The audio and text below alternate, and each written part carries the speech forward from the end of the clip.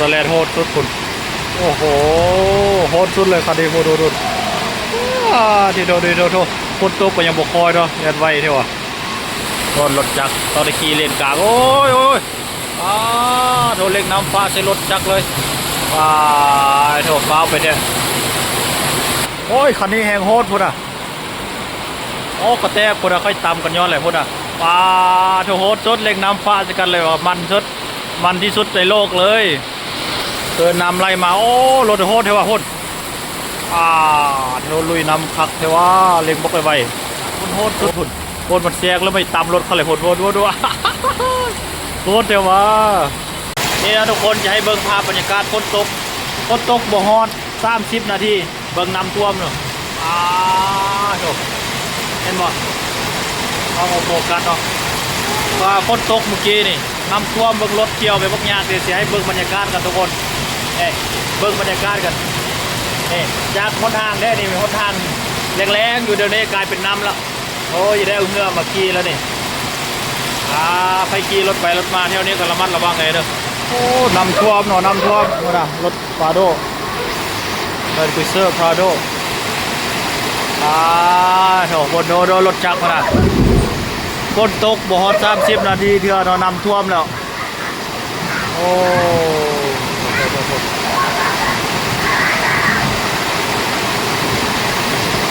ผมดูบ่อนั้นก็น้ำฝนบัวอยู่เก็บเมียงนี่โอ้ไล่แล้วฮะฝนฮักก็ตกได้บุงโดน้ำยึงท่วมมาแล้วนี่รถจอดเท่านี้ยึงขึ้นมาสิท่วมแล้วโอ้พิลึกพิโลเนาะเจอพาเบิ้งเด้อพาเบิ้งแถวนี่โอ้พุ่นบ้านพักเขาอยู่ไหนก็ท่วมหมดแล้วพุ่นกระแตคนรถจักรผ่านข้ามพ้นเองพ้นรถตูนกระแตขี่ลุยน้ำไปพ้นรถที่โหดสุดพุ่นโหด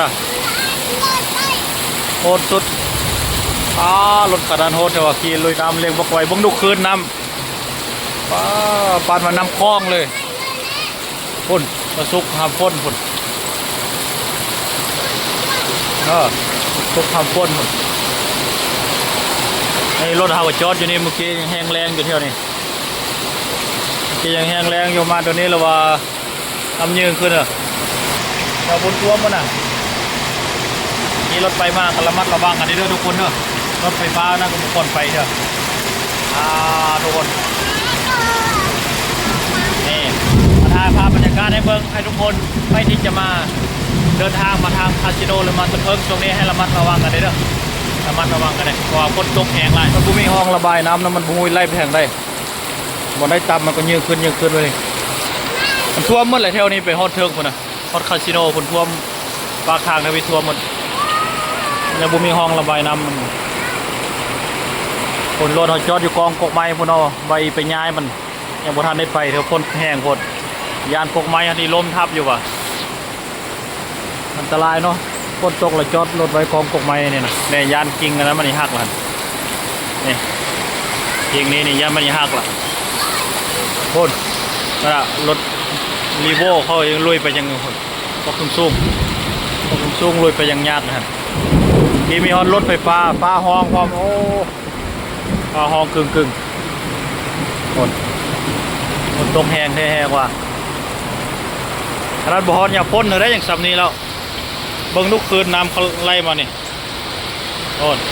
เกินน้ำไล่มาโอ้รถโหดเทว่าโหดเทวลุยน้ำคักเทว่าเล็งบกไปไวโอ้ยเบิ่งน้ำเข้ากองอากาศจากนอกลาเลยเนาะโอนขนาดก็มา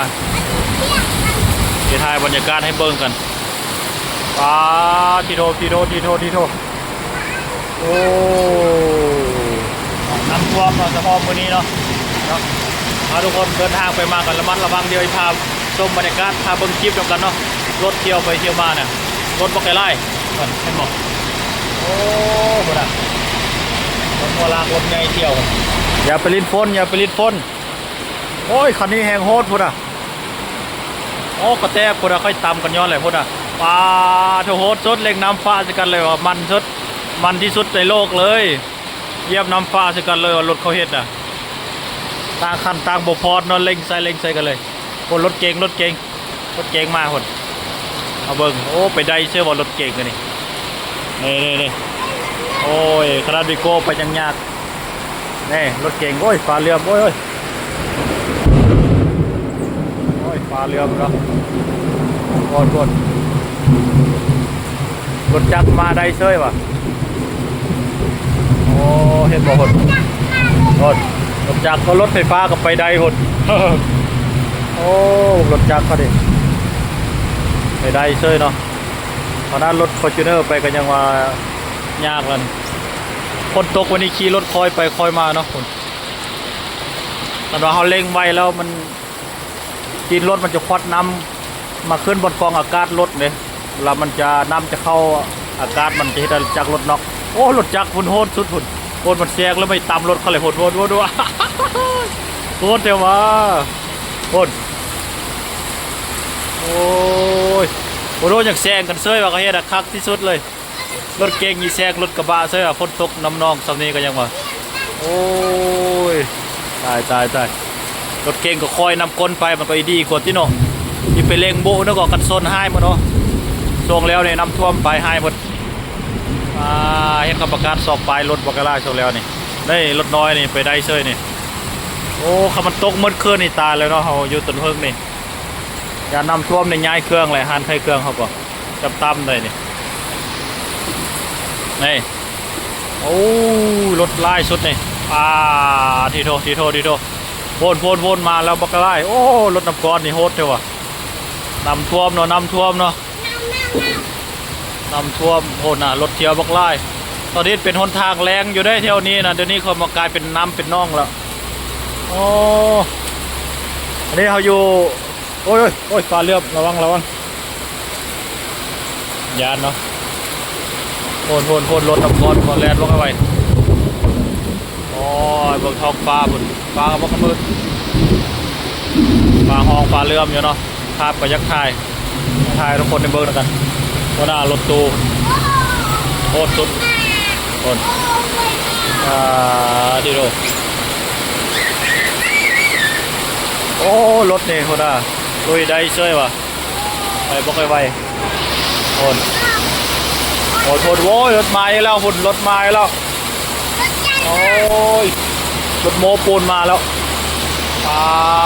โดบกคืนน้ำนี่บกแห้งบกนี่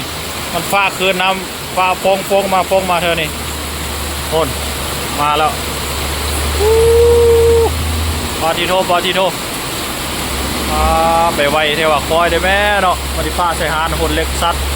หุ่นลุยไปเลยโอ้รถจักรก็นำคนพักตัวรถเล็กซัดเลยเนาะขี่แต่รถลู่เนาะอย่าเราโอ้คันนี้แหงโหดฟ้าคืนน้ำบักแหงลงดูปานวายุน้ำคลองเลยเนี่ยปานคืนเหือคืนน้ำคลองเหือโอ้รถจักรคนดีล้มแล้วคนมันเป็นตกแคบคนโอ้สำคัญเนาะขี่รถไปเนี่ยบางคนก็บ่ฮู้หอมทางเนาะเรียบเคียมไล่มันมีห้องให้ตกนี่อันตรายเด้โอ้ยรถเก่งนี่ก็ลุยใช่ไปกลางเลยเราขี่รถฝนตกอันนี้แนะนำไปกลางเลยเด้อถ้าไปแคมระยะนี้ตกห้องตัวนี้เขาขุดห้องคนยังไล่เด้ไปแคมแล้วตกห้องแล้วก็ล้มเลยแหละหัวปักเลยมันมีห้องระบายน้ำห้องยังเขากำลังเริ่มขุดไม้แล้วรถไล่เลยเนาะทางเส้นนี้เนาะทางเส้นนี้มันทางอยู่แถวพลโฮมแถวบันคอนไกลๆคิวรถนี่แหละนี่แต่ว่ามันเป็นทางที่ว่าเจ้านัดเกี่ยวไปคาสิโนเจ้าต้นเพิงนี่โอ้พนารถนี่แลนด์พวกเข้าไปโอ้แล้วรถตู้นี่มันเข้านี่มันโบโฮหอมโฮซอยแล้วมันมีห้องอยู่ได้นี่มันมีห้องอยู่ฮั่นเด้ระวังไปตกห้องอะไรเนาะมาแล้วมันโบโฮทางแล้วมันก็ยาดีตกเนาะโอนมาแล้วเข้ามาแล้วโอนโอ้ยโอนปลาตะกี้เหือเลยเข้าไปบ้านพักเขาโอ้คนยังบ่เศร้าได้นี่ยังบ่หยุดตกได้นี่ตกเรื่อยๆอยู่นี่ได้ไปย้ายรถเขาแล้วย่านกกไม้ แต่บ่มีลมเลยเนาะเมื่อกี้ลมบางแห่งโอ้ยขนาดโหดเลยว่ะโอ้โหโคนาโคนาโคนาโคนาโคนโอ้โหรถเกี่ยวบักอะไรดูดูรถเกี่ยวบักอะไรตายน้ำท่วมเนาะน้ำท่วมเนาะอันนี้ทางหน้าทางไปสู่คาสิโนอะไรนี่เจ้าต้นเพิ่งเห็นเขาเจ้าว่าอยู่ว่ามันบ่มีห้องระบายน้ำเนาะมันเลยท่วมไปนี่ถ้ามีห้องระบายน้ำมันก็บ่ท่วมไปปะนี่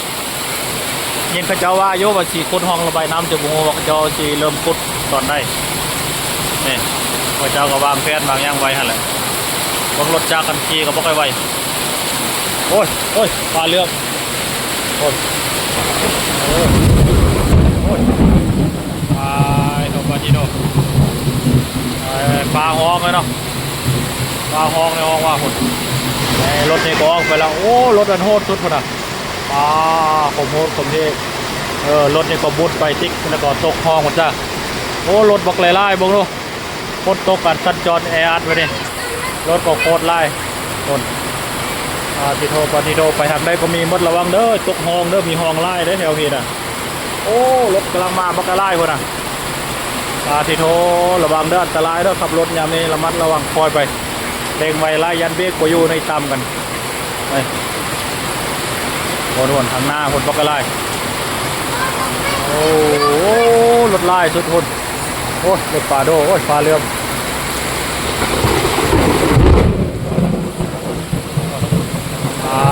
โดนรถไล่อะไรว่าพุ่นอ่ะ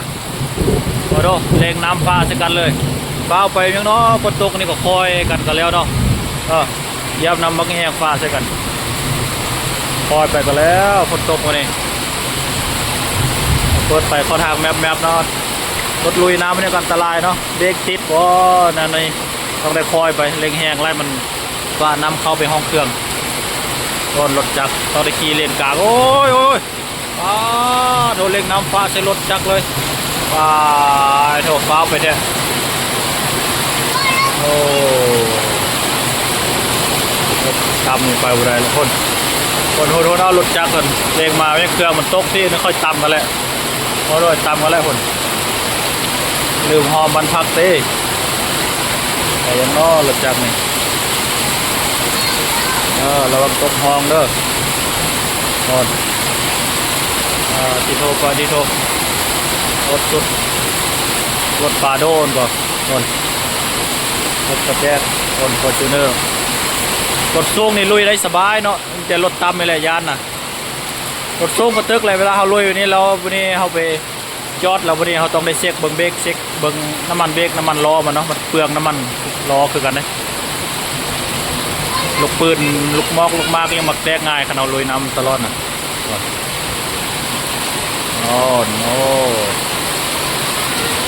โอเคแล้วทุกคนเดี๋ยวถ่ายเบิ้งบรรยากาศท่านี้พอแล้วฝนตกฟ้าเรือฟ้าห้องยานให้เขาเบิ้งอย่าลืมกดติดตามกดไลค์กดแชร์ให้ด้วยเด้อนี่คนมาซบกับเฮ็ดแม่หูคนแปลงเขานี่แล้วทุกคนอยากให้เบิ้งภาพบรรยากาศฝนตกแล้วนี่โอ้